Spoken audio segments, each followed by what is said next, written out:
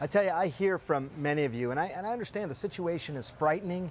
It is confusing at times. We try to do the best we can in terms of explaining it, but when we need answers ourselves, we often look to the man who runs the U.S. Centers for Disease Control and Prevention.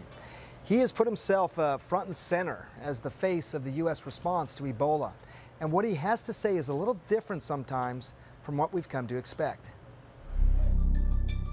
Walking briskly, like a man on a mission, facing what may be the biggest and most public challenge of his life, Dr. Thomas Frieden.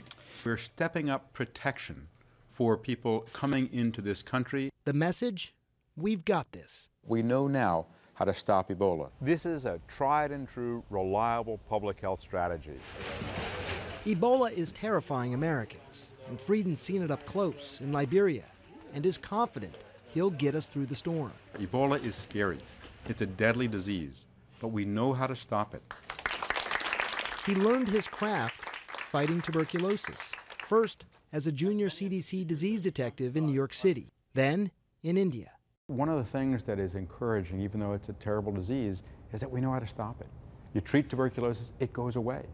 And that's not too dissimilar to what we're dealing with Ebola. The treatment isn't as effective, but the control measures are.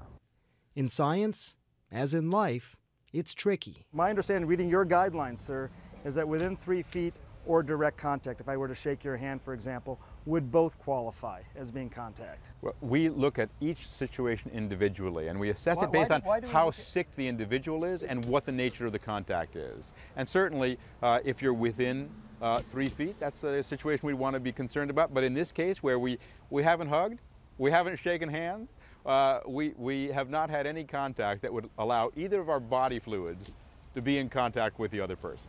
It's not something he could have learned at Oberlin College or Columbia Medical School. But the man friends describe as shy is different at the podium. It's really important, not just to Africa, but to the U.S. and the world, that we stop the outbreak. And to do that, we need regular travel. Maybe something he learned from his old boss, Mayor Michael Bloomberg. With Frieden as health commissioner, New York City saw one first after another. Banning public indoor smoking, requiring restaurants to post calorie counts. The speed at which the transition from evidence, scientific evidence, to impact on the community took place, and thanks to his work as a health commissioner, was impressive.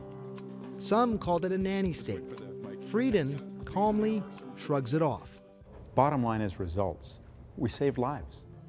And when he came under fire for the mishandling of dangerous lab samples at the CDC just months before the Ebola outbreak, we saw those skills put to use. I'm disappointed by what happened, and frankly, I'm angry about it. The thing about being overly confident, it's risky.